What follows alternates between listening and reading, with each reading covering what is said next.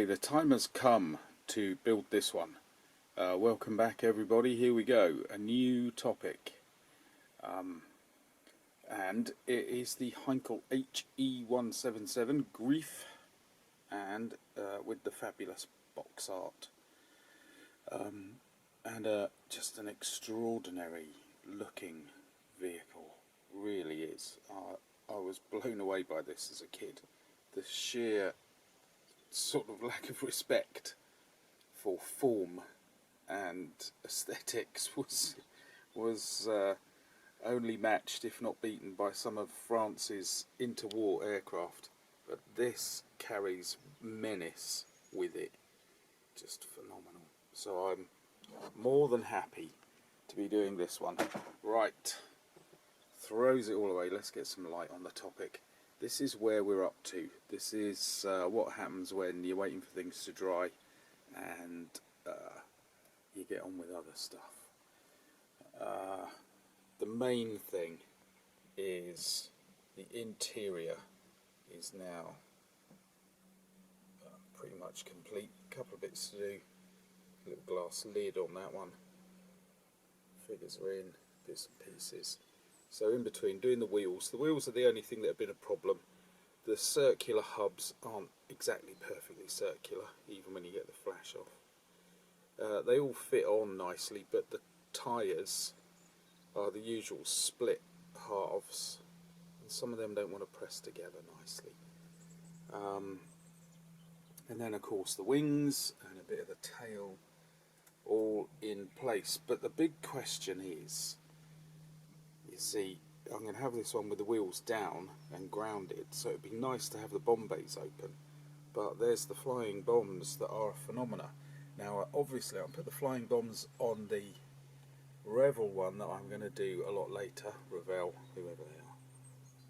But this is just such an iconic vehicle, model, that really I should be putting the flying bombs on.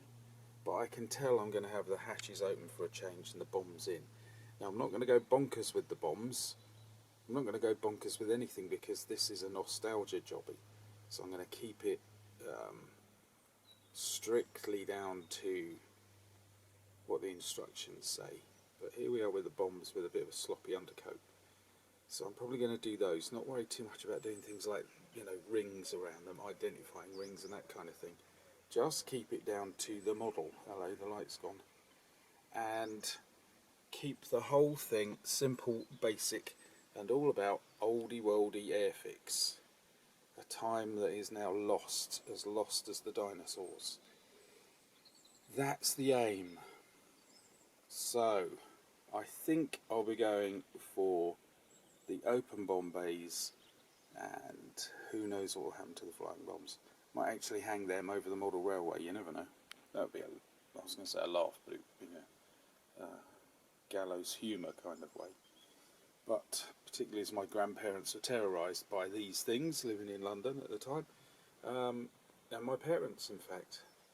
So there we have it. So far, so impressive.